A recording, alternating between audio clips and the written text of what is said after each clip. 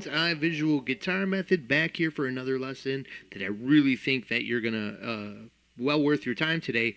But speaking of time, I want to thank you for clicking on this lesson because I know that it's going to be a long lesson.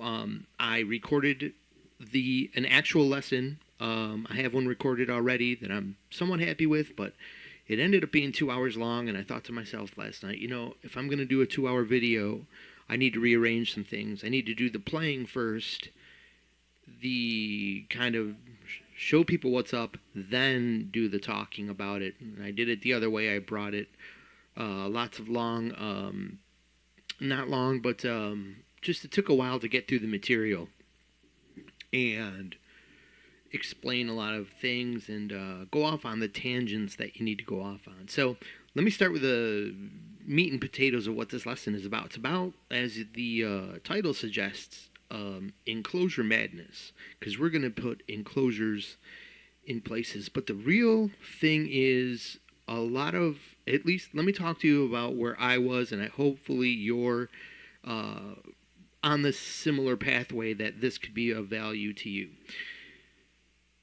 I've been, a rocker from a rocker's mind, trying to get into my playing under my fingers. What is this jazz type of thing? Because I don't have it at all, and I can't figure it out. And I'm going to show you today how let's get right into kind of what I actually mean here, sonically playing.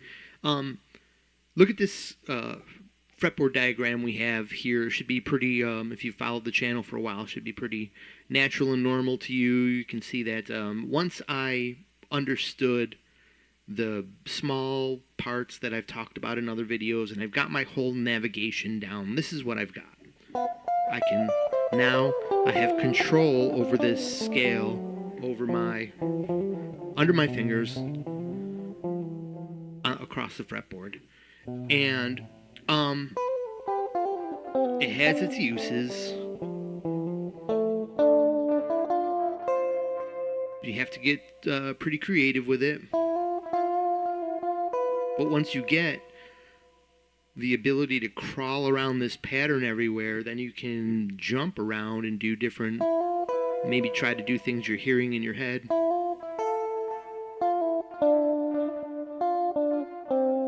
I'm hearing this note. I'm going back this way. I just kind of thought of that move just geometrically and went to what it sounded like. So there's all of this. There's this bit of control you get over the scale. So it's cool, but you think that, or at least I thought, all right, so that jazz sound has got to be somewhere in there. Now that I have control of this, I got to find out which note does it. But, bluesy, but I'm not getting that kind of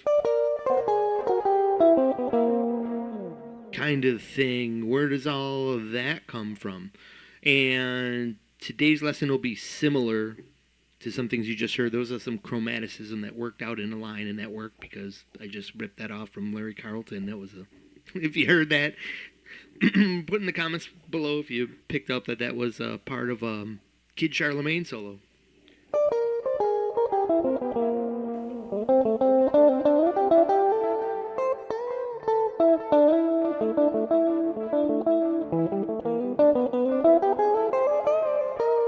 Okay, so none of that on today's lesson, sorry. But we're going to still use this concept of enclosures. We're going to master it today. I'm going to show you some little nuances that really help to get visualized so you can really know what's going on. Because if you don't know these little nuances, there's two reasons kind of I disregarded the power of enclosures for so long. Is because I didn't get the nuances. I didn't get the system down. So then I couldn't match this up with this pattern of notes that you're seeing here, the major scale, because there's a nuance to it that helps it fit like a puzzle piece, and it's very simple. And alone, without any backing tracks, as used to be a lot more common not too long ago, they don't sound as impressive. Just kind of like, okay, it sounds like you're playing some kind of scale. What is this? Why is this concept important to me? But that is really where the secret about the first foray into incorporating outside notes into your playing. So what I'm saying here also can be pictured here. On this fretboard diagram, we've got all the gray notes are the notes of the scale. So all these white notes are the notes that you want to bring into your playing. And that's probably, because after a while you go, okay, I know what this jazz is. It's all these white notes. But aren't those the void notes? Because when I play them, they're, in rock, definitely, it's going to be wrong. So, look, if I put on a 2-5-1 track, this is what we really want to do. I love to explain this stuff, but it does just take time to explain this stuff. So let's just hear it.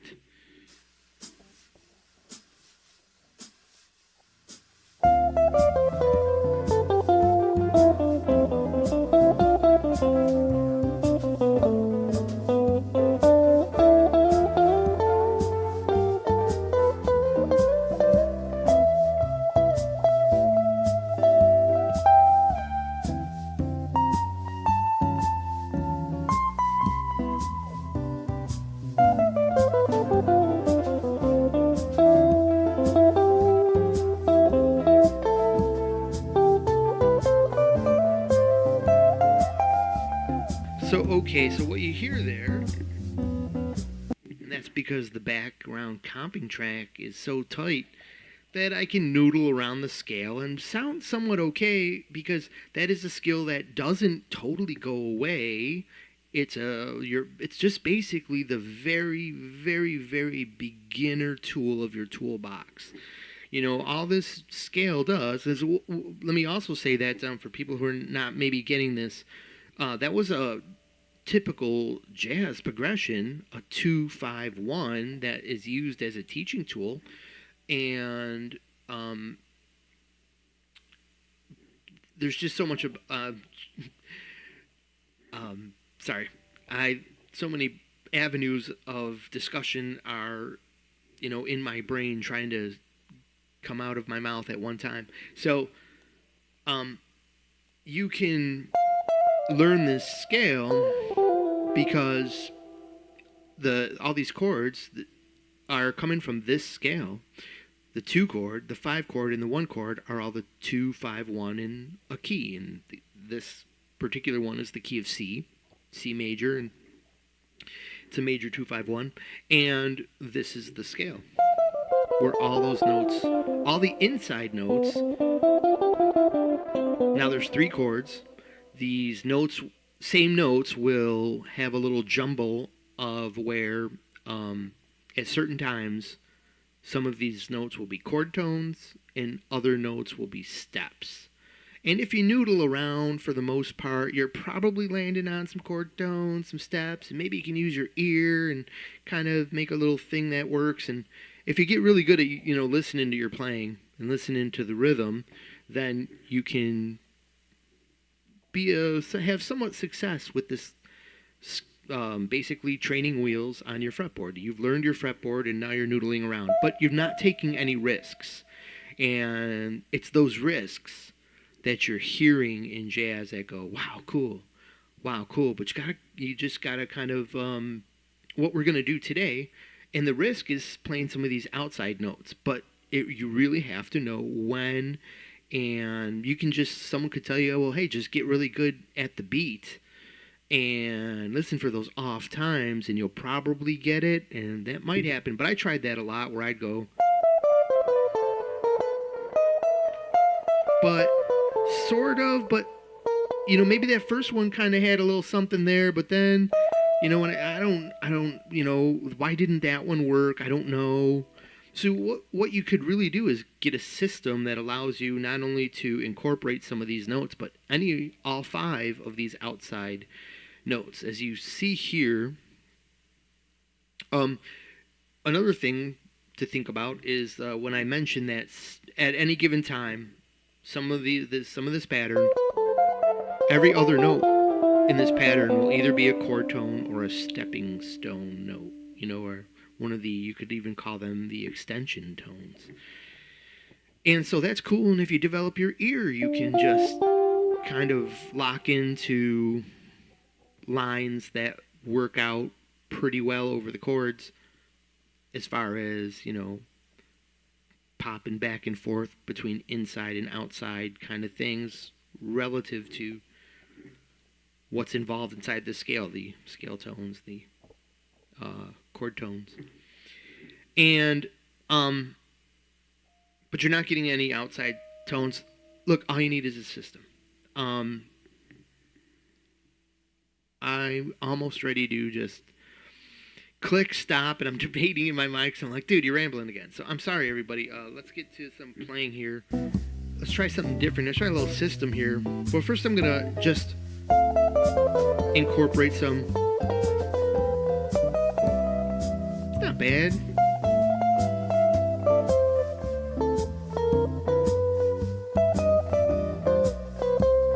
There's using my ear. Because I know this is C, and I need C right there. D. 5, and I tried a little trick there. See, all of these things are doable if you kind of know, but I did it based on some knowledge or tricks. What I was listening to there is as the 2 chord pass.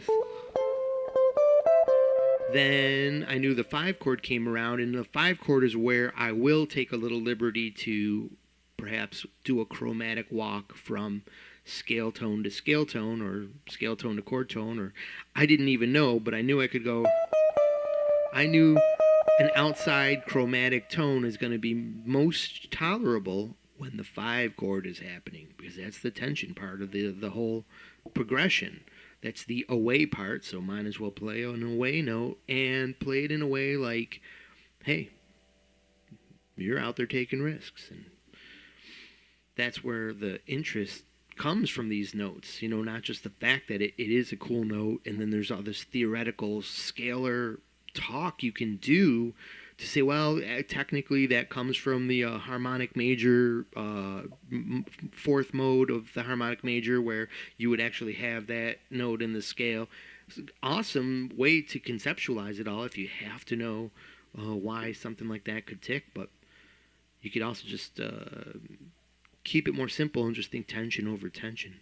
So there's that. But what if there was like a system that we could use to train our ears, and that we'll back off of and just throw it in our tool bag as a cool tool that you can pull out to definitely, they sound great getting into chord tones, playing over changes, with a continuous line. Enclosures are what they are.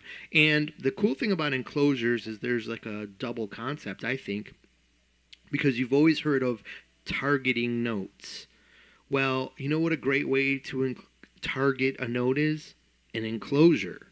So an enclosure and targeting notes are kind of one and the same concept, but there's the aspect of the actual enclosure, the couple of the rules of enclosure, and then there's you're enclosing to these specific target tones on beats. It really becomes like these make like a little statement, and that is your idea behind the statement. The structure of the statement is in the enclosure, and the statement that you're making over the chord is either away or in. So because with any of these targets, like we just thought of inside the scale, you're going to target one of 2 things. You're going to target one of the chord tones to whatever distance they are from the root. And targeting the root, you've pretty much said you've closed out that idea of that chord, I guess, or maybe you were far away and you needed to get back in. There's all kinds of reasons, I guess, for these intervals, and maybe I should avoid losing track on a bunch of theoreticals there. But anyways, you could be you can enclose any note of the scale over any chord. It just depends on what suggestion you're making, and you can even enclose one of these outside tones if you do that over the 5 chord, and if there's a little method to your madness inside of that move, which we'll talk about later in the lesson. So let's hear some of these.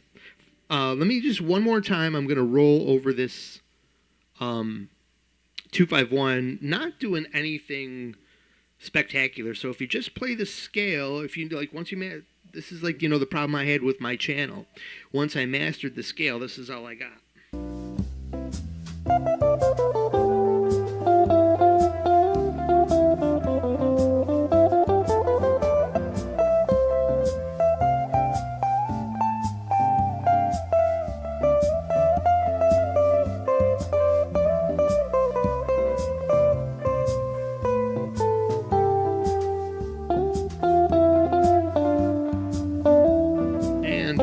Should probably be the note that goes there. So, I've done that enough to use my ear to kind of plug into the rhythm and make lines that probably sounded okay. And that's why, this scalar stuff has a purpose, but it can't be the only trick in your bag. So let's get our second, I think this would be your second level trick to start getting, this next trick I'm going to show you does these 2 great things for you. This is why this lesson is going to be so worth your time, I think. It's going to get you outside of this box system, though, just like a jazzer, but not totally improvised jazz master style right out of the gate here. Come on, let's be real. But it's going to get you outside of this box, number 1, for sure, because it absolutely and clearly includes all of these outside tones in a little system. And it helps you if you do this as an exercise and go way more mad with enclosures than you'll ever go, but you'll hear that they do sound kind of cool sometimes, being just going over enclosure crazy. We'll hear that and it sounds kind of cool. But the cool thing, what's happening there is it's a great tool to see how in conjunction with each other, because you're targeting these tones, all these sounds and colors start to say, oh, okay, like I can kind of see what this, what these musical statements are, and you can plug these things into your, I could tell you, oh, and this one, target this tone and it's going to kind of sound like this, but that's irrelevant. That's what it means to me. This is where you are your jazz masters person thing. I don't know what I'm talking about. So let's kind of see then what I'm talking about here quick, and then we'll get into the further explanations where you guys are like, no, please just shut up and play. All right, so taking the advice of one of my commenters who's like, hey, jam a little bit. Well, you know what, I'm not one to just be on here like, oh, look at this, I can do a sweep arpeggios, awesome, great stuff, but I'm here to just go over, like, I don't know, try to get to the deep stuff here and teach it with graph paper. So here we go. Here's like an example. I think it was 18 that I wanted, sheet 18. This will work. Yeah, I guess this one will do. Yeah, this one will actually be pretty cool because this is going up. This shape goes over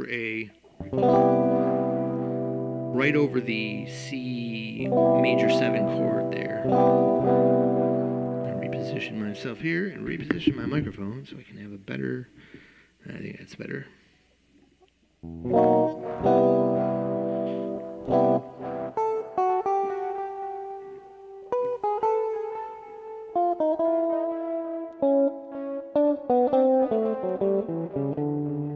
Alright, so what I'm going to be thinking about when I play this is I'm using the green.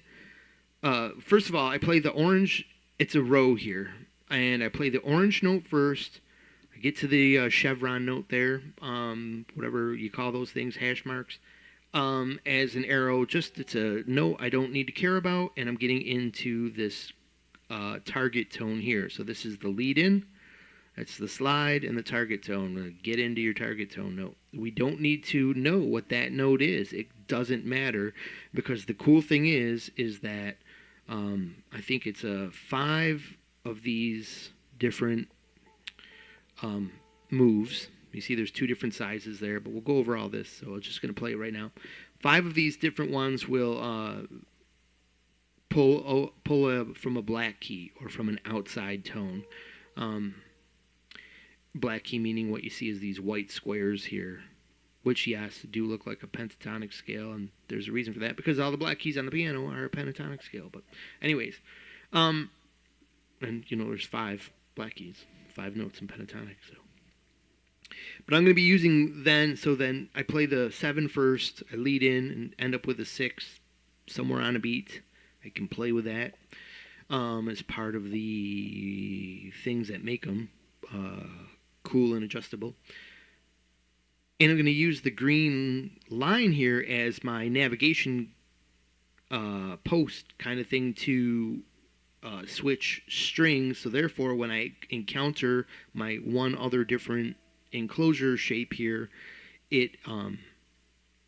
I just have to think about, that, and then I can know, I don't have to think about going some weird place, because I know that I have a row right there. Even though the orange, if I followed the orange, I might have to think, I might get confused and not remember to shrink that enclosure.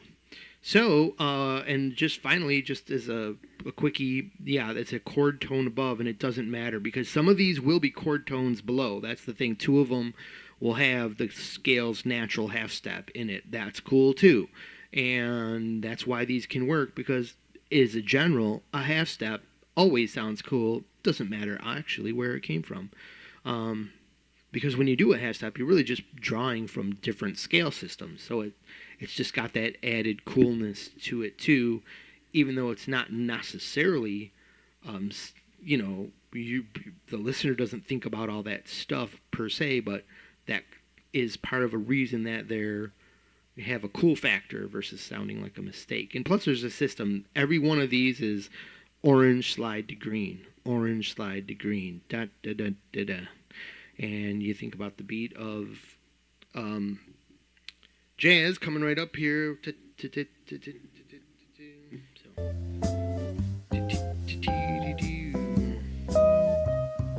All right, so.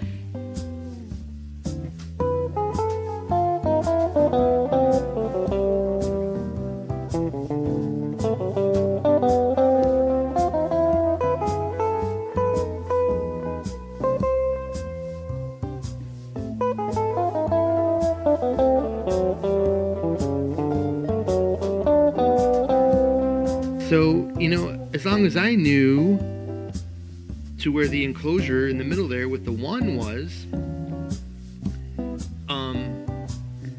it almost kind of didn't matter if some of those enclosures sounded a little far away. That's a 6 or a 13 of that chord. So that was a little distance, but then I went and nailed the 3rd of that chord that was happening. Now, a real hip one is if I had gone down here and went down there and targeted the 7, but that wasn't in this little system I showed you. But we're going to go over a whole bunch of different ones, different shapes, that will get you a whole bunch of different things. Like this one definitely goes over right over the chord and catches that 7. Let me just dance around this one so you can see what we're talking about here today.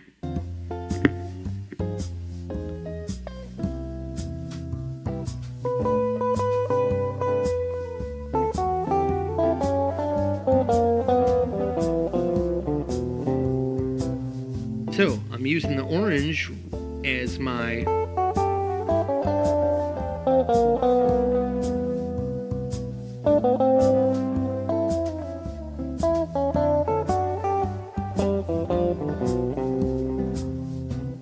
now I played that one with the 4 before the 1, because if I had gone the other way and not paid attention, I would have went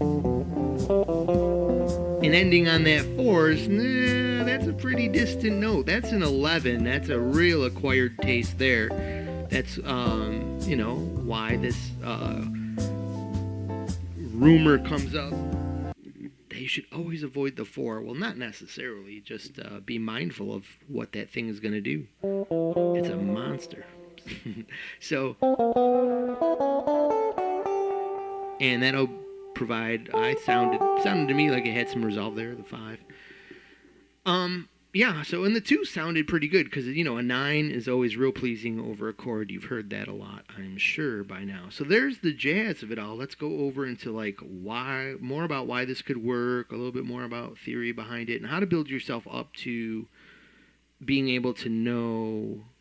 Because you're not going to be able to see these numbers and stuff when you play. You're just going to see your blank fretboard and be like, oh my God, well, one of these was the 5th. But you're going to there's also, if you notice, there's some geometry here. Like, for example, if we just ignore the E string, that we're probably not really going to enclose a note there anyways. But if we did, we already know what it's going to be, the 5 and 6. Or it's going to be, targeting the 5. So if you leave that out, you can see the geometry. The shorter one sandwiches right in. We're going to talk about where all that came from, why there's a small version, and what its meaning is, and how important that is to understand these two different. But these are the 2 different shapes. That's all you have to know. And then there's a pattern that you can kind of rely on. There's actually a couple patterns that you can rely on to know all these intervals, because without them, then it can get a little lost. But then you can also develop so well that you know the sound, and then you know these structures, because they'll get pretty simple. And even though there's one from every that stems from every chord tone, some of them aren't as usable as others, so that you'll really only probably want to know five of these we'll call these block shapes. So 5 of these new scale structures. Shut some of that 8 off. All right, so, and then you want to also know these as pairs too. So you see those 2 numbers. So you actually, and just always think 5, 6. Count the next number up. So 2, you're targeting the 2. You're going to start on the 3. So it's a 2-3 pair. This is a 7-1 pair, because you're going to catch the 7 and the 1. So in other words, like you're getting when you target this one, you get actually 2 scale tones, or 2 chord tones. Actually, with this one, and that's kind of why it sounds cool, even though you're landing on that 7 that really wants to resolve to the 1.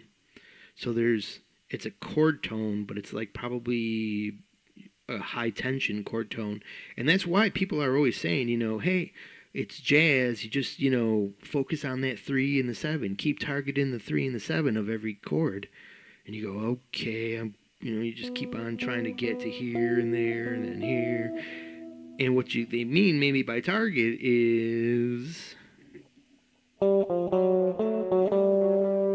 something like that. Target the 7, target the 1.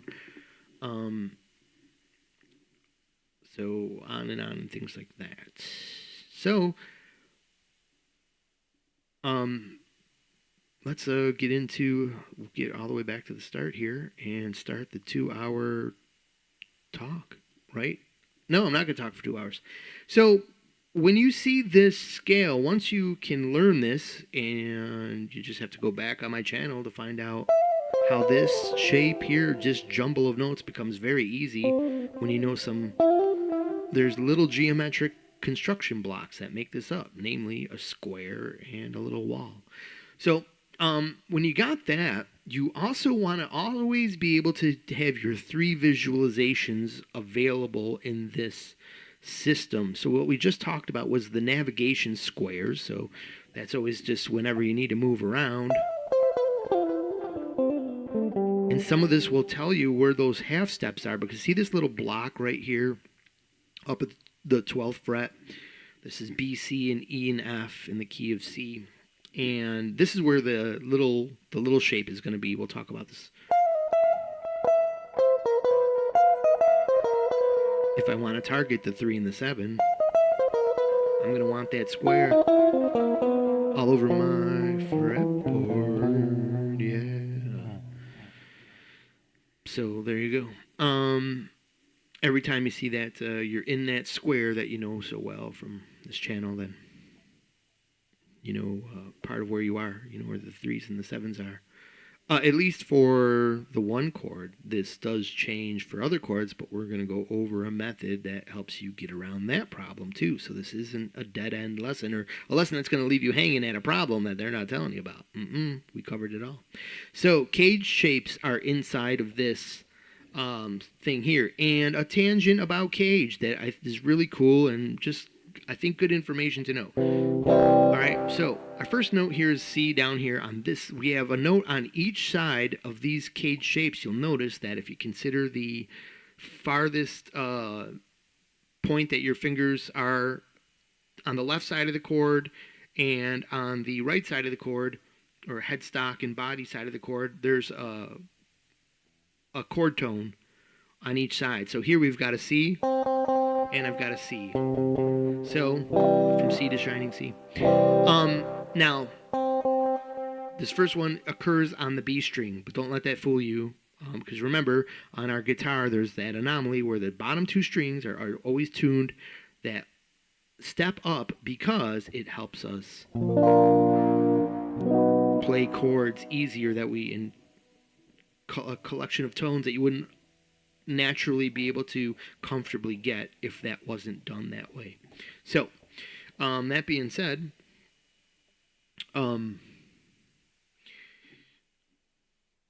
we got this caged. I almost totally brain farted there. So now here on the A string, we've got our C. Our C on this side of the chord is on the A string, and our next shape is going to be the A-shaped chord. Pretty interesting. So yeah, it's related because it's shaped like what we know as open A, but there's another way to think about it. The A shape starts from the root of the A string. Our next root, because this you kind of want to know the structure of your chords, and this is kind of a way to know caged and where all your intervals are happening. This is your root here on the body side of the chord, and that is on the G string, so we're C, A, G, right? For our C chord, that is using the G shape. Now here we are, our root is here on the E string, and we need the E shape chord. It's pretty cool, huh? Now we're down here at this side of the chord, and we have our root notes again, and that is on the D string, and we need C, A, G, E, D. One of my least favorite to try to grab. And that leads us into the C note here, but it's on the B string, which is only there because of the anomaly or some other reason, but whatever. That's how that works. It's kind of neat. So, but you know, it's funny because at that point you're crossing over from the end of caged back to the beginning again, so you can have that little anomaly right there. Interesting how that all falls together, I thought, and that helps caged be memorable within this shape. Navigation square. Navigation square. Navigation square. Wherever the root is.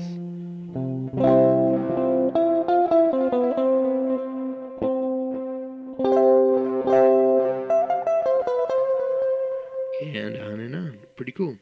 So all those, the way everything overlaps, and then finally the fact that you have you have 3 pentatonic scales within this scale. You can sort of see them here. Here we have a shape of the major scale that we would normally call, you're starting on the 6th there, it's Aeolian, but the framework there is a pentatonic box. And the structure there is going to come up in an explanation, whole steps and leaps there. Missing what? Half steps. But anyways, we have you can find this shape right in that scale I have down there, the classic pentatonic box, but it also starts from, and I'm going to help you see this here. Let's remove some of those notes. This is going to help us too, because we are eventually going to be, as we saw earlier, concentrating on our scale in separate rows. this is probably a way you've never conceptualized your scale before, which is another reason that this is going to, this technique is helping you step outside of the box, because you're finally using that scale. You're finding another way to be, just go away from linear.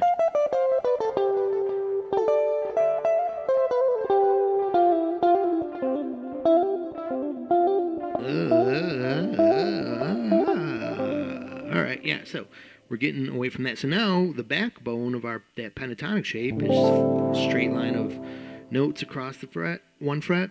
So we got the one that starts at the 6, up here at the 2, or the D note, the 10th note, or 10th fret.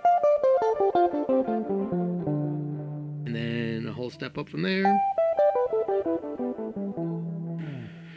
And they all sound kind of welcoming to each other because they're all getting pulled out of that same major scale. There's 3 pentatonic shapes, and that means that all the sister shapes are all available across the fretboard, Either from here. It's just a different collection of a pool of notes, a choice of 5, but you can pull 3 of those out of the major scale, avoiding any deep explanations about that. So here, now let's get to lining up our fretboard up and down.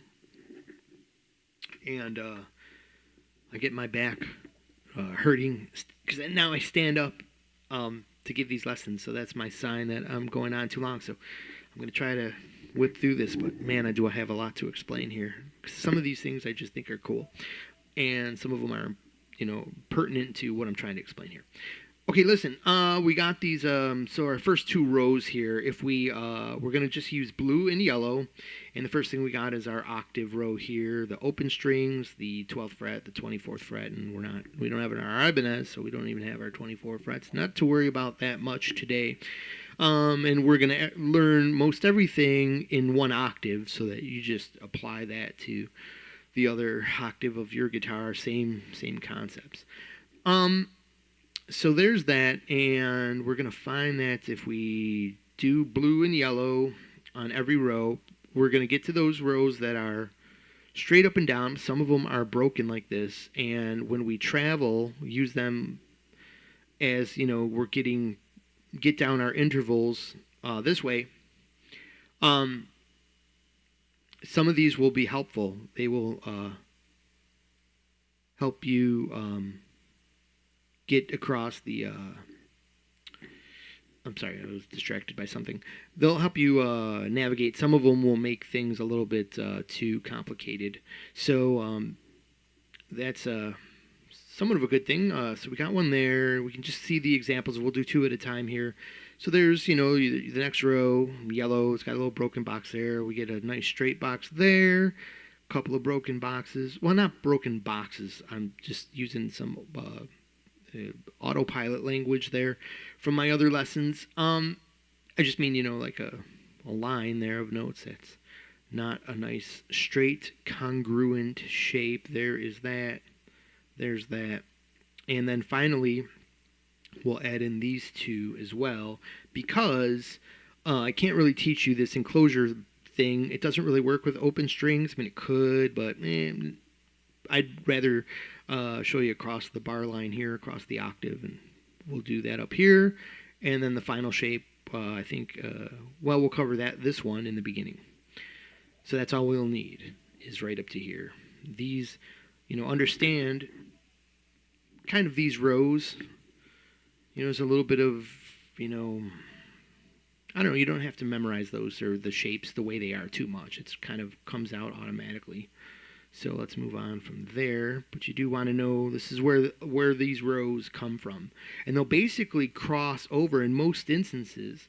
They're crossing, they're using, of course, a bunch of pentatonic notes that are found in that system. But the crossing through chord shapes that you may be familiar with, like one of these will cross through this C shape, and one of them crosses through this C shape, and one of them is through this C grip, jazz grip.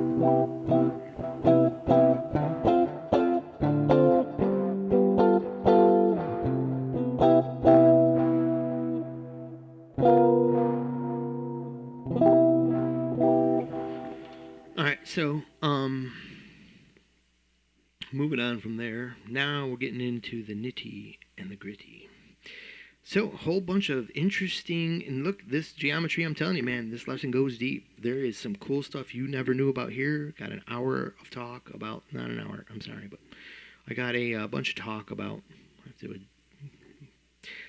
this row of numbers here. So, get this in your mind, and use this direction. I like this direction better, and you're going to see why right now. 7362514. 7362514, like the firing order. You know, you mechanics out there know your 184365572. Never mind. I know it's a firing order of a small block Chevy. So Ford guys are pissed, but and Dodge, they don't even know what's going on. So, I'm sorry, I'm just kidding. Right? 7362514. Now, if you're like, hold on. Did you just say 251? There, you picked it up. Pretty cool.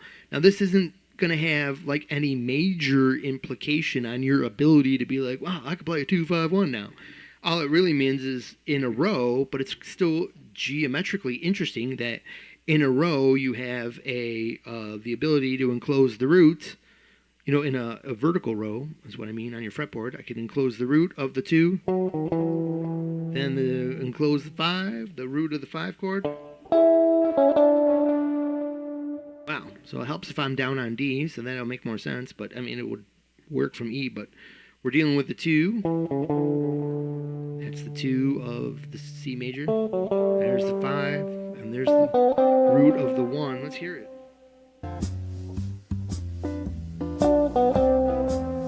Alright, so here's the 2, here's the 5, here's the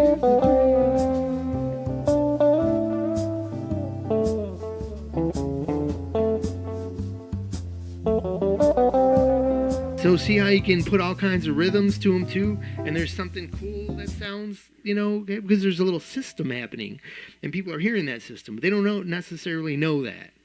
But that's why you can't necessarily just, you know, go do a complete Enclosure solo on improv jazz night and expect everybody to think that was cool. Everyone's going to look at you like, did you just go crazy on Enclosures? Did you just learn one thing and come out tonight to try to impress people with it? So, you know, be mindful. This exercise I'm showing you today, you know, has its, you know, its greatness in what it's can break you, can get to a rock layman, a caveman rocker, but you can't just go wild with it and run out to impress your jazz friends, because it may not work out so well. But you know, you're gonna be in a ballpark though. You're now at least you're on the grounds. You're checking out the stadium. All right, but you're not in the game yet. All right, so but you're in the crowd if you are pulling off these, getting used to these Enclosure thingy jibs. So 7362551. You know, after this 251, excuse my interruptions here with my hand. You can see that there's a 36251. I've even heard of that as a chord progression, and that's true. It's just neat how musical this row of notes is. 7362551. You say, well, Mark, why do I care about this row of notes? Who cares? Because when you're hunting for your interval on your fretboard, and maybe you know where the 1 is, or you found yourself on a 7. I'm just putting random enclosures anywhere, 7 or not. But anyways, I believe actually that, so there, I've enclosed a 6. What's on top of a 6? A 2. What's on top of that? A 5. What's on top of that? A 1. Wait! It didn't work. We've got a 7 sitting there, but, oh, that's because we're going over the G to B string shift, so our 1 is the note right after that 7 to the right where our arrow is, and because I have an arrow, that means my cursor is not on the screen for some reason here that I have to now find out. Why do I not have a cursor on the screen? Okay, there it is. Sorry. Okay, so right here, the 1, and then the what's after 3? 4. So there we have it again, just like the row says, 2, 5, 1, 4. 2, 5, 1, 4. moving in fourths. That's why it's got that weird spacey outer space show beginning. Welcome to the final frontiers of Voyager 1 and Voyager 2. They've been out in space since the greatest time ever, the late 1970s. Alright, sorry. Alright, so the 70s. Let's keep on going here and talk about nothing. So this now, it's really cool here. This may not be let's not get lost on the topic that we're going to cover later, that the flat, what about flat 7, flat third, flat 6, flat 2, flat 5? Yeah, those notes exist, and we're going to be getting to them. But and you can conceptualize, because maybe you've been trying to play these chord tone solos over 2-5-1s already, so you know that where your intervals, your 5 and your 3 and your flat 7 are, then you know where your 3 and your flat 7 are, and your 5 and your root, and then you know where your 7, 3, 5 and your root is. So there's a whole bunch of sharps and flats in here, and all we're dealing with is whole numbers. How can this be? But so when the chords change, the relationship to the chord root changes, and so that gives you different, the same notes are going to get named as a different note because you're thinking about them in relationship to a chord. So I know beginners will get lost on all that stuff, but it doesn't really matter. But you can actually, I'm going to show you 2 different ways where you may not have to worry about, and you probably won't have to worry about thinking like that. Converting, being able to convert on the fly is, if the 2 chord is on and I do a enclosure around a couple of those tones, I don't have to really worry that. I just know the shape, and I know where those intervals are, so don't have to worry about I just know what they are and what their sound will be. I don't have to worry about thinking about them, calling them out, naming them while I'm trying to improvise. But if you want to know something neat here, and this is what happens neat. Let's say you're dealing with a stringed instrument that has no tuning anomaly. They're just straight up fourths right up the fretboard, which is the same as the first 4 strings here, meaning your low E, A, D, and G all follow this row.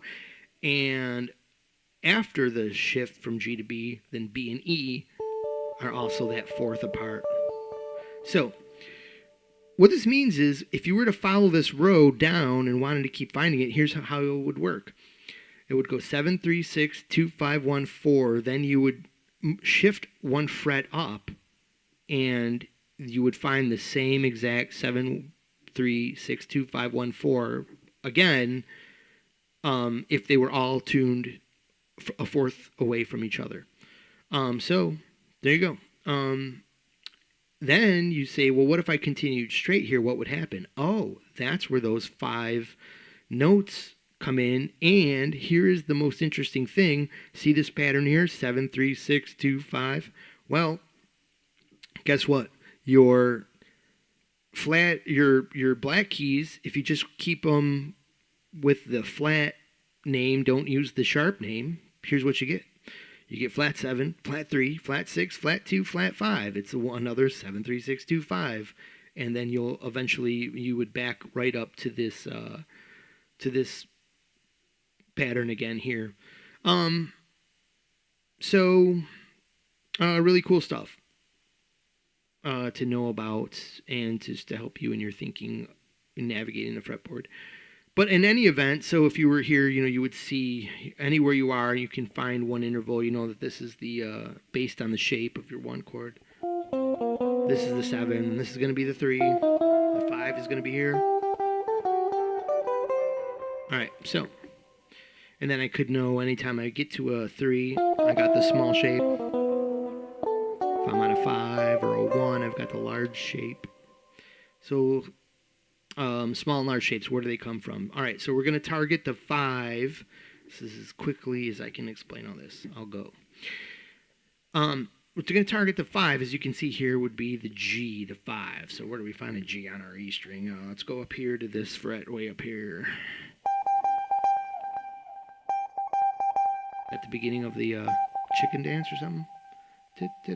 Sorry. Okay. Praise the Lord. All right. I don't know. It's just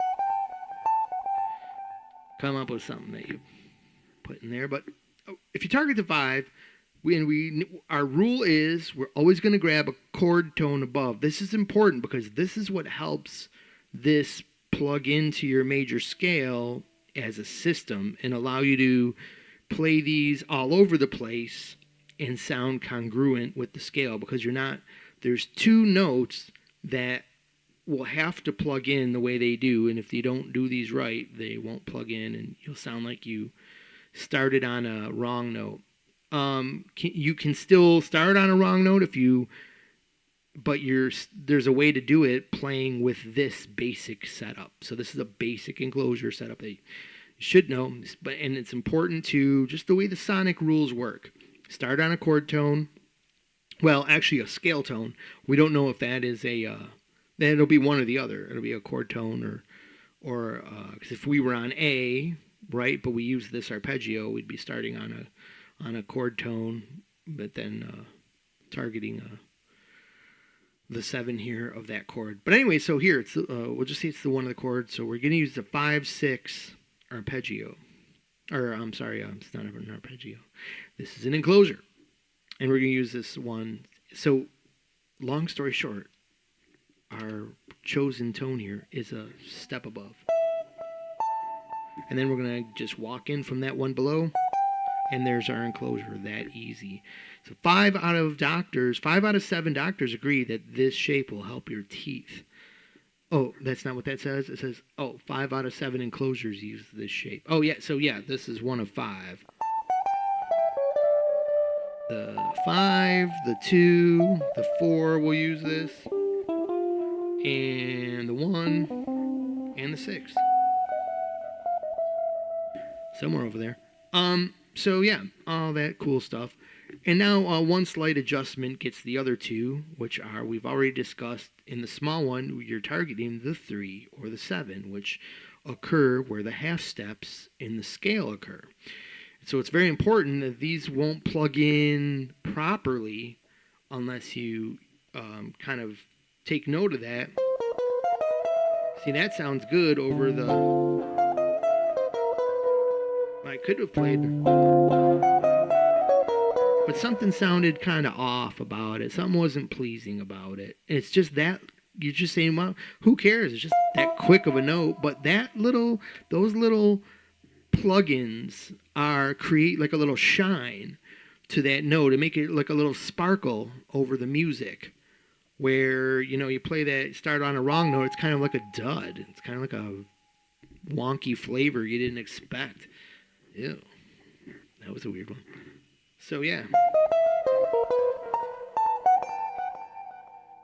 And why did that sound complete? Because I enclosed the 7. That was my suggestion. And then because I went and you heard that kind of half step enclosure, you're probably expecting for a resolve. Because that would be the 1. Or the 4, but because we've been hearing this C major tonality, I think that will lends itself to being perceived as a 7. Okay, so if I had been playing like another key, that might have been perceived as... Anyways, sorry. So what are some other reasons that work and some cool analogies here? Okay, so you can think of this like, because you're worried about this, but you're stepping on that ugly note. Won't that sound like a wrong note? How am I going to sound like a jazzer? Well, remember, this is very important. You got to step out of that guitar-centric thinking and remember the band. Don't forget about the beats. This is all dependent on the rhythm of the music, too. It's very important. This is your system of you having something you can place around a rhythm. There's a dee-dee-dee. There you've got your own rhythmic thing you're doing now. You're not just playing one note which is one beat, which isn't a rhythm, it's a beat. This is now has a potential to have a rhythm to it. So now you're plugging in over the rhythms where you like it. But there's going to be probably a place in the beginning that's very straightforward, and maybe, over the 1 and the 3 beat, or, try to target the strong tones. And when you get this under your hands, that's when you have the ability to do this, to just, and I think you won't even have to be trained to do it. You just kind of might use your ear like, hey, I like to do these like a little bit like, if I play it a little bit more like this, it's got this other vibe, and it sounds kind of like this player I like. All right, there you go. Oh, and by the way, 2 other things that just popped into my mind. Speaking of players that you like, yes, I want to also, and this is a little late because I'm sure the Jazzers were complaining about this in the very first 30 seconds of the video, that this isn't how you learn jazz, you learn your standards. And yeah, I agree. That is a surefire way to also get into jazz, and maybe perhaps easier, but there's also limitations that way where you can just be a parrot. You don't really know what you're doing. You don't have your visualizations, only in little parts, and that can help you form a career. But I personally love the mechanics of things, and I love to get into things organically and really understand them. So for me, before I even am attempting to be other than a casual listener of jazz, which is completely a fault in my approach here, and just come at this organically. That's just the way that I want to get an understanding before I go, all right, let's dive in now that I kind of understand what's going on. Now I can kind of get and really put some of these weird riffs, because these riffs are alien to me, that especially when they teach, well, this is a good 2-5-1 line, they go do it, and I'm like, well, wow, that's really not, coming from this standard group of notes. And then you get the explanation, well, it's because of this scale, and you're just going, I'll leave jazz for another day. And that's what's been happening to me for the last 20 years. So I was gonna put an expletive in there. So that's where this is coming from. The second thing was Marvin music. I totally forgot. I've been wanting to remember to say this in the lesson. This whole lesson, this understanding for me, finally got through my head when I very recently watched this awesome explanation of this concept. And so I'm not trying to copy, obviously, that lesson. This is an inspiration. I'm thinking, it's all a topic that any teacher will try to teach you, and I think I have my visual graph paper method here to try to create some kind of exercise out of this thing that shouldn't be an exercise, should be like a little toolkit and a cool thing you bust out and can put into any of your improvisational pieces. So Marvin Music was the name of the channel to finally get to these points. Marvin Music, not Marvin, Marbin, Marbin. Marvin Music, I think, is what you'll search, and you'll find that on YouTube. Check out this dude's lessons. It can get things maybe through to rockhead guitarists. Cool things. So, enclosures. And one slight adjustment gets the other enclosure. And here it is. We went over that, and it's pretty easy, eh? Okay. Now, some of the reasons that this works. You want reasons, right? And I want to show you some cool reasons, or tell you about some opinions here. But think of soulful instruments. If you're wondering, like, well, how does this even work? I hate that it's, now I can play, like, why are there rules about this scale if I can just play anything? Well, you have to actually have a little system in here and know why it makes sense. So think about instruments like wind instruments. How about a trumpet? How many times do you hear a trumpet, wah, wah, wah, wah, wah, wah, wah, working from low to high, stepping into this tone that they wanted. A saxophone encloses all the time. A violin, think about how there's no frets on that instrument, so a lot of times they push up into that note they want. They want that other note. They're soulfully moving into that note because people love that half step up. It is a great thing that makes scales. So two other instruments, an upright bass, a bass that doesn't have, frets, and any other fretless instrument, a guitar using a slide. All these instruments are working their way up into tones, and people love that.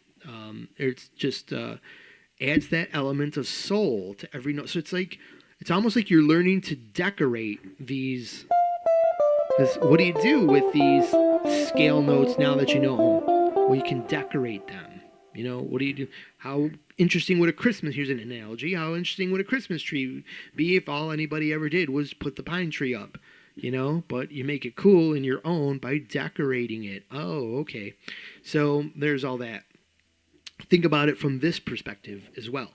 But the scale has some half steps, and then you're using outside half steps. How can the listener tolerate that? How does this make sense that this can work? All right, think about a pentatonic scale that we talked about earlier. It has that cool sound, right? What is that sound? You know what that sound is? It's kind of sparse. It's like echoey, way out in a field this music is coming from. There's a haunting sparseness to it. Because what does a pentatonic lack? You say it lacks two notes, but what two notes? If we plug any of the two notes missing to plug these pentatonics into our major scale, we'll find that wherever you add the two notes, you can't add them in without adding in a half step. So when you go from the sparseness of a pentatonic, which technically doesn't have modes, but you can think of them kind of like that, because you don't get the character and the emotion and the soul until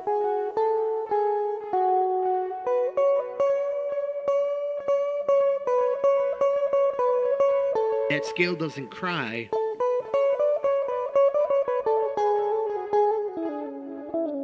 Doesn't really have a suggestion until, or like a specific content, an emotional pull until you add in those half steps. It's the half steps that are really the money steps in music, I think, versus your whole steps. And then your leaps. Leap and Larry.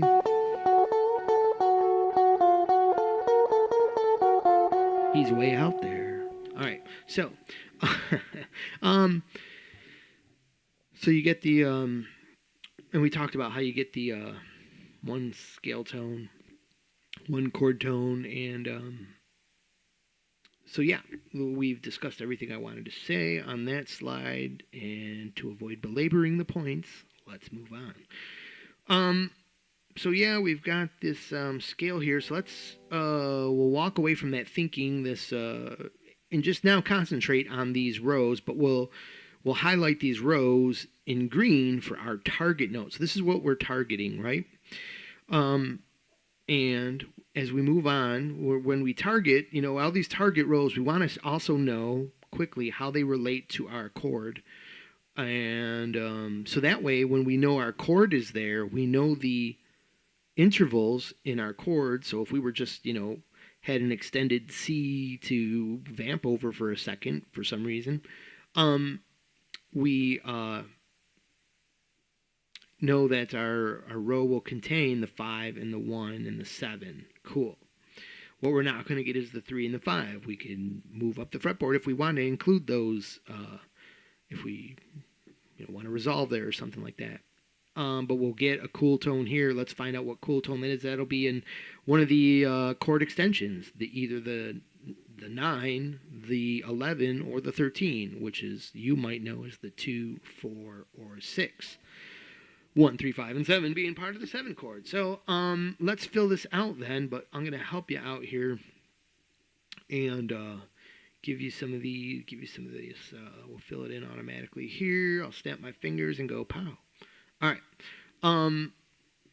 Oh, and by the way, these little, I was denoting here that you should also, it's helpful to break these down into three letter chunks. Or I'm sorry, yeah, those are letters, right? 3 number chunks, so 7, 3, 6, 3, 6, 2, which kind of joins you from 3-6, the 3-6-2-5-1 there. 6-2-5, 2-5-1, 5-1-4. That can, if you remember them in little chunks like that, that can help you. If you're in a 5, okay, 5-1-4. What's above that? I'm going to be in, 2-5-1. What's above that? I'm going to be in 6-2-5, blah, blah, blah. Well, or I got my 2, I know where my 2-5 are. What's above that? Oh, it's 6-2-5.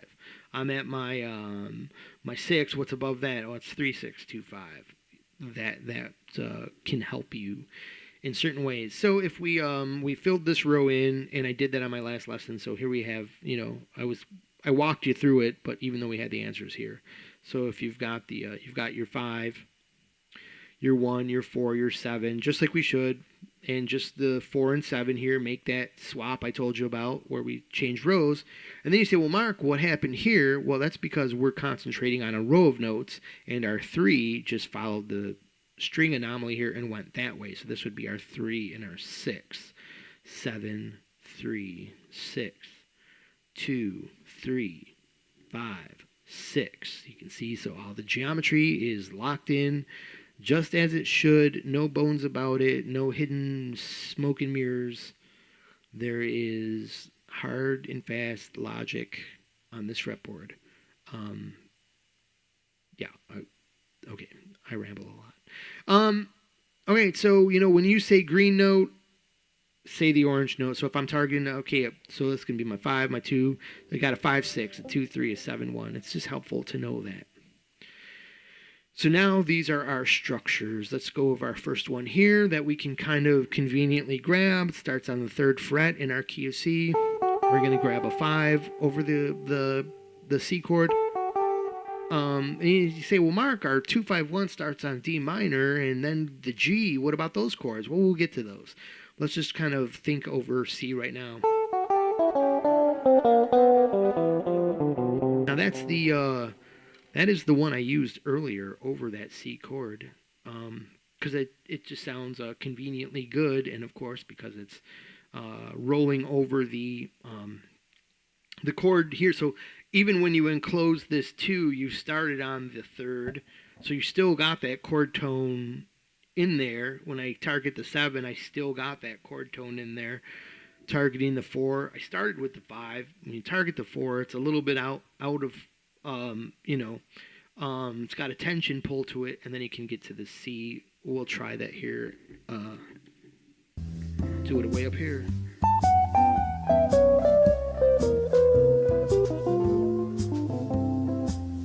This is the D,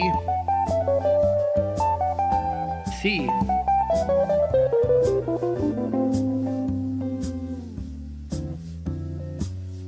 G, and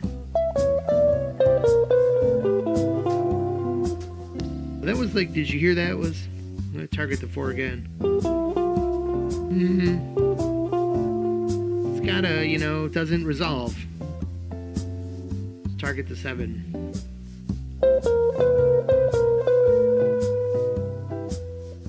We'll target the 7 again, but then we'll target the 1. Well, it was a little bit of a cool crawl.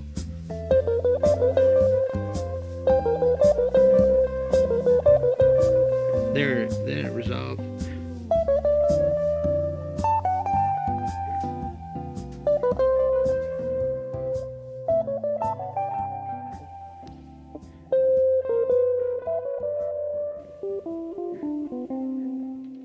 All right. So, it'll play again. All right, we'll play that a little later. So cool. And now if we erase this top string from our thinking, we get a little bit more of a geometric shape, which can really help you. Doing this can really help you plug in, because you're probably not necessarily going to enclose.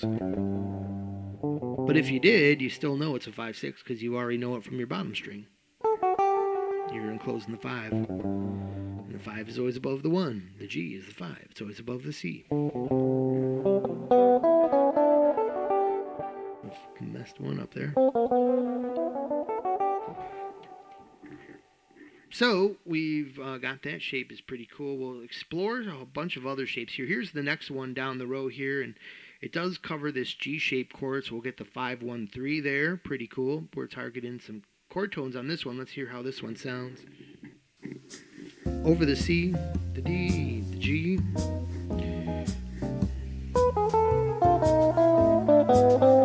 There's that one. Cool. 2, 1. That's cool. I get the 6. 3's not too bad. We'll go 3, 1, 5, and 2.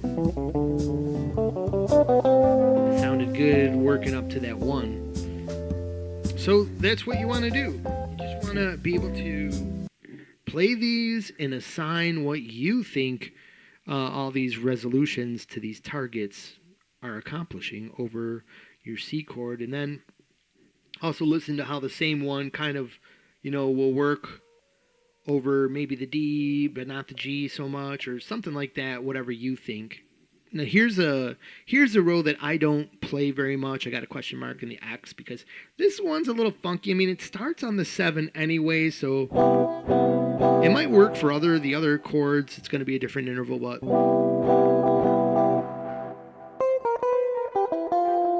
then I have to jump up here and still make a change again. So it's a little bit of, this one's got a little bit of this to it.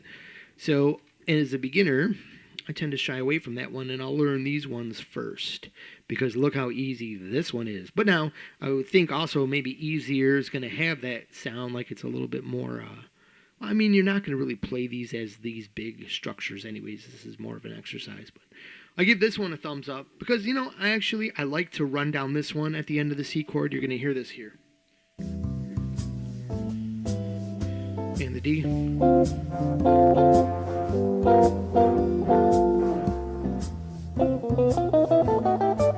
There. G and C.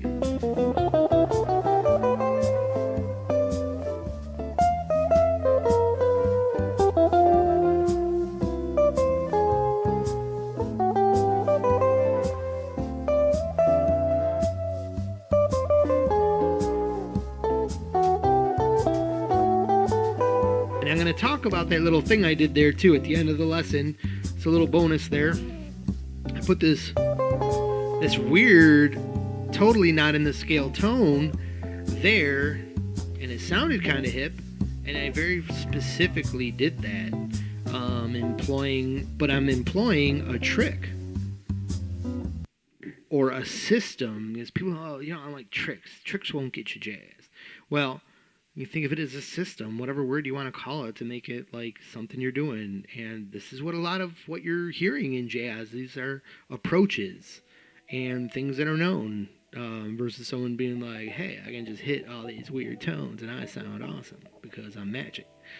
Which is what it sounds like. And that's the appeal, I think. All right, look at this shape right here. Now here we start getting into the other chords. Look at this one. Super geometric, super easy to play. Let's do this one. Let's play it over the whole progression and see what happens if I just...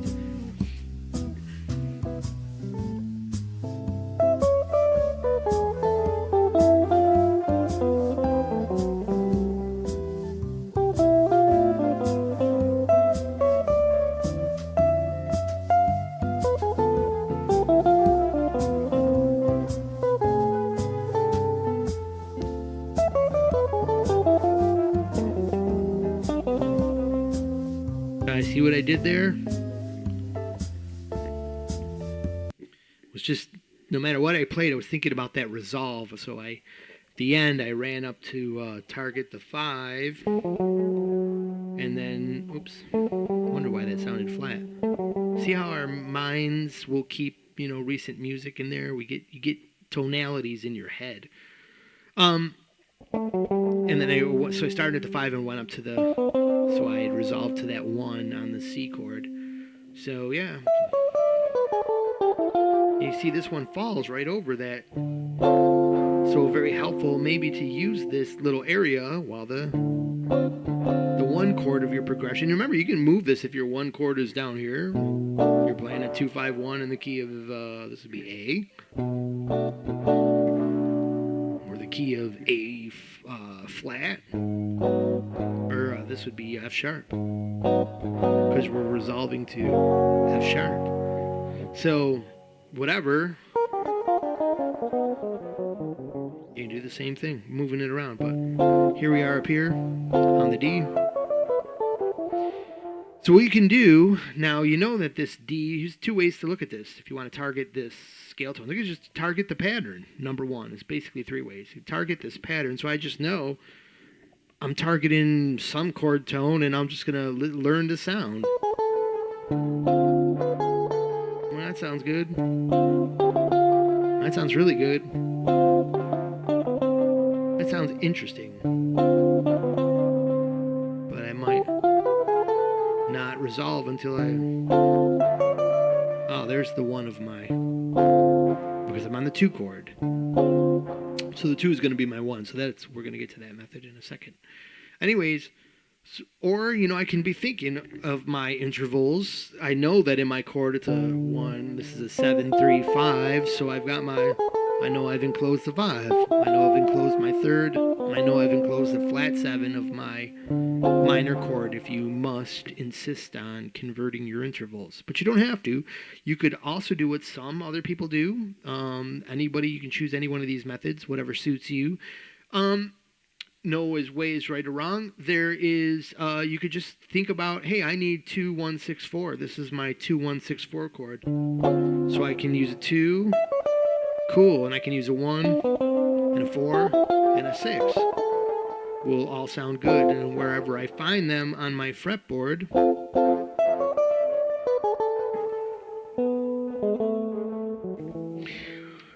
you can use those. Like that. So then, that being said, then you just have to know what your chords are. So for C, it's obviously you're looking for a 1, 3, 5, and 7. For a D, you're thinking of your 2, 4, 6, 1. If you just, locked into those intervals, or how you know this shape, then you lock into the intervals of 2, 4, 6, and 1 for your D chord. And for the G chord, it would be you locking into like a half and half, a 5 and a 7 from your C, and the 2 and the 4 from your D will work. So it's kind of like over the G, that's where they say like you can almost play anything, any interval. It's going to sound good. And also we got this outside interval concept, and I'm going to show you something here. There's this other scale that you don't have to know about. I'll tell you about it right now. Even though we got two more shapes to go. But there's this other scale you can know. And that makes it so that when you're playing from that 5 chord, you're going to play the 2 and the flatted. Okay, I can tell you that's where this comes from, but you don't have to know that. But here's the real reason that I'm going to show you a note to play, and why this note's going to kind of sound kind of cool over the 5 chord and give you a neat outside flavor. But you got to be doing something. Here's the overarching method that happens over all 3 chords, but the audience doesn't know that. Over the 1 chord, see, what I'm trying to do is create a stepwise melody that the audience hears. Not necessarily, 3 notes just like that, but this note over the, let's pick a note. I'll just do the root right now, because you'll see something here. I mean, it's 2 and 1. Those chords are a whole step apart. So if you have 3 chords and you have 3 frets, you could theoretically go, and you say, okay, but this note is not going to be in the scale, so that's kind of weird, but that's where the 5 chord and them outside tones kind of work together, because you're going to resolve right there. Now that would be really pretty, you're just doing, now we're just going root to root, a little trace to the root. So that's kind of like, okay, that's pretty basic. Why don't we get a little more interesting and go 5 to 5? Since all of these tones, except for the 3rd, because one has a major 3rd, one has a minor 3rd, that screws things up. But from the 1 or the 5, which are have the same interval shape for both chords. They'll both walk down the same exact way.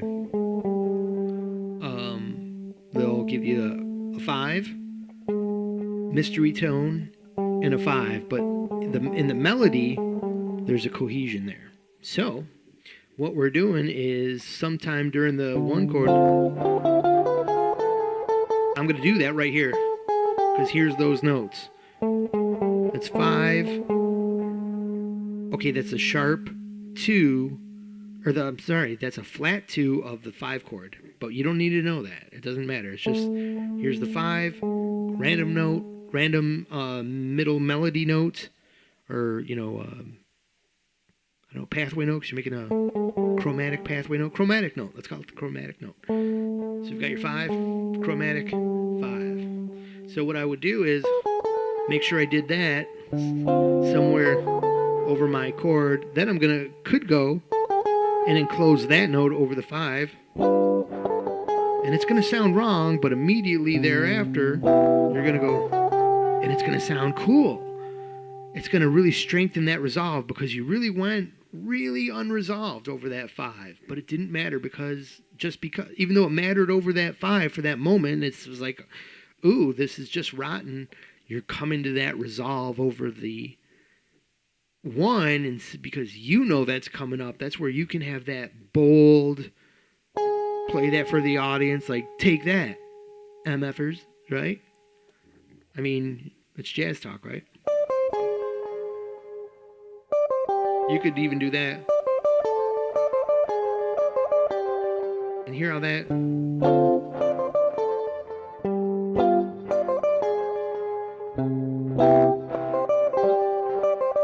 Also, a trick I learned from Marvin Music in his channel. That was like my first eye-opener into like, oh, okay, not only can I do something cool now in a 2-5-1, but now I can hear the progression in my line for the very first time, which was really important to me. I can hear that. I can hear that. I can hear that in that line. It sounds so much sounds weird, like you've, got some weird scale mastery there on using that weird note. But it just works because you got a little sensibility. You put a little method into your tones. And when you do that, these are the things that the audience is picking up on and sound cool. So let's do that with enclosures and hear it.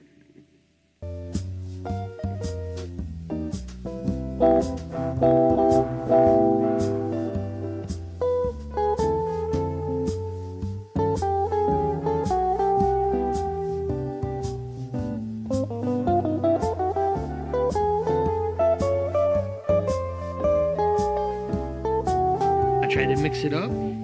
I'll do an enclosure this time. Enclosure. Cool. There's a little bit of something between that enclosure, because you're starting on the same note there. If you can see if you like that. And so that's pretty much it. That gets us through the night here. I don't know, whatever gets you through the night, it's all right. It's all right, right? John Lennon is telling us. So we got another shape here as this is what we wanted to end up on. Actually we had 2, we did from the 5, and that was the very first one we did. So we really only got, oh my gosh, I forgot one of the most important shapes. So this shape right here. Now, when that 2 chord is going, I also like to play this shape here, because here I can't catch that. Now, on my 2 chord, though, I have to know this is the root, so this is going to be a 9, even though we're calling it a 3 from our, original, our 1 chord understanding, as these are relative to the 1 chord. I do have to know relative to the 2 chord, but this is going to be my, here's what I know. In my scale, these are the half step notes, so they're going to have a cool sound to them.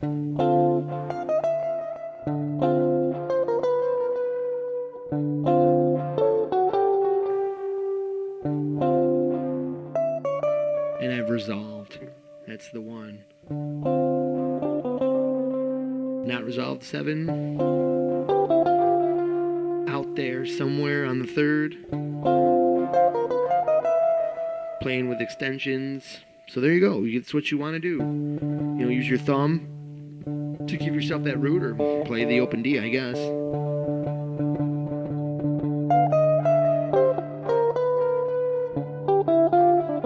And you'll hear how they all sound cool together as long as you are observing that little small shape, putting them in the right spot, just like this diagram shows.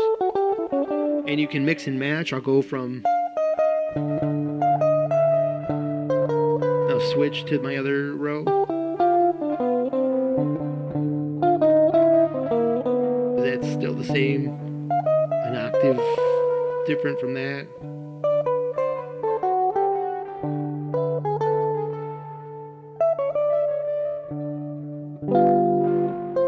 I might play that one again because once I know I'm in this chord, my 5, and that's the 3rd, just based on the shape of my chord here that's in the area. Sorry for the being off the fretboard here.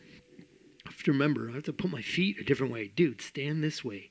Good Lord. See, you know what I did? I put my screen where I look at the lesson I'm teaching too far off to the left here. Or to the right, your left, whatever the deal is. Alright, so this is where I go on and make the lesson too long for anybody to catch on, and it'd be a shame if people miss this, so I'm going to cut off here.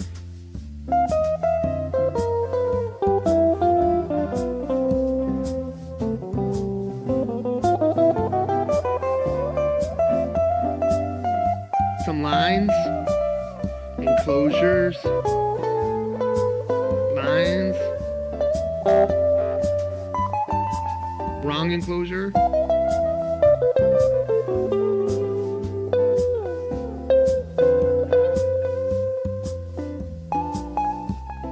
just some general sliding in.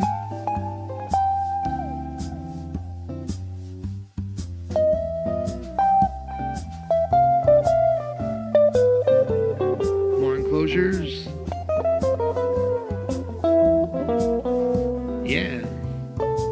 Enclosure Madness.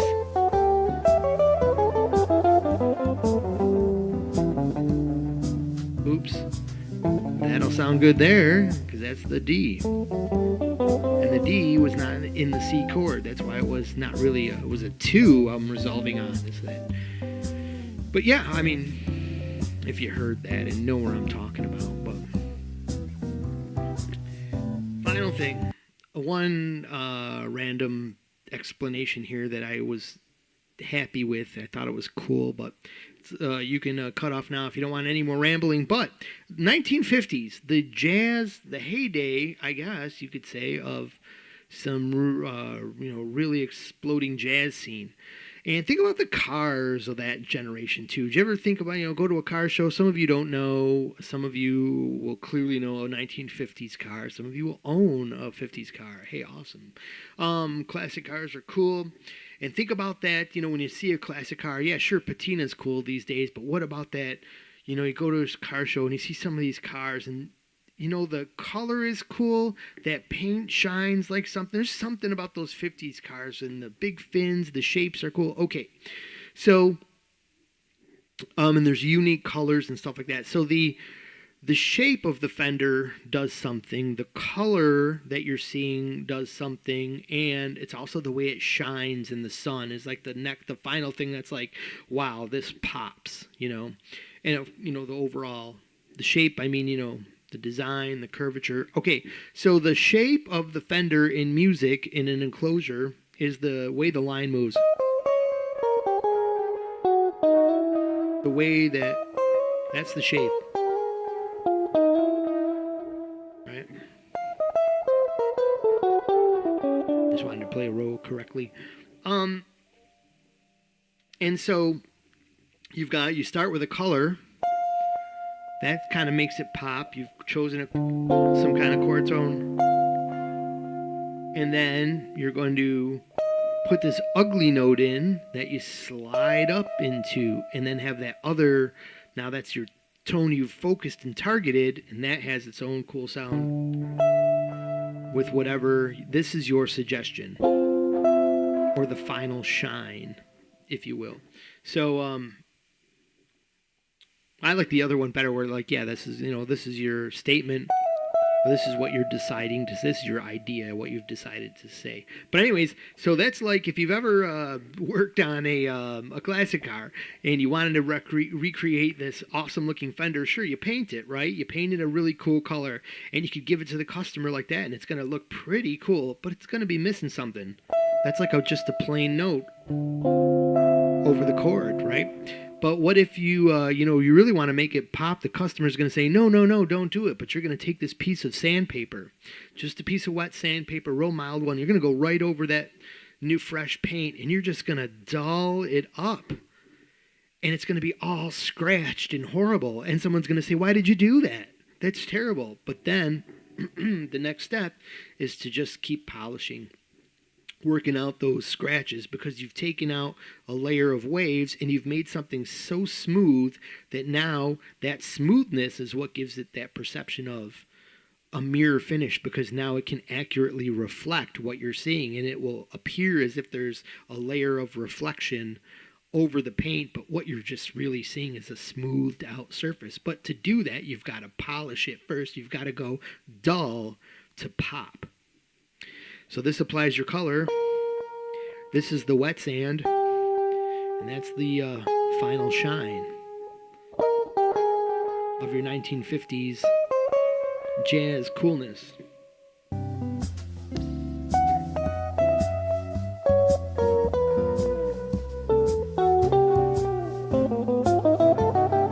As you can tell, I love that little row there. And now everybody will copy it. But I wonder if that's, I hope I find out someday I'm playing some standard somewhere and all of a sudden I'm like, Miles Davis, you just did what I was doing. You must have been a beginner then like I was. I don't know. Maybe that wouldn't probably ever happen. But maybe some cool player played that. I don't think they ever went to... I think it wouldn't be cliche to overuse enclosures like that, but it does sound kind of cool.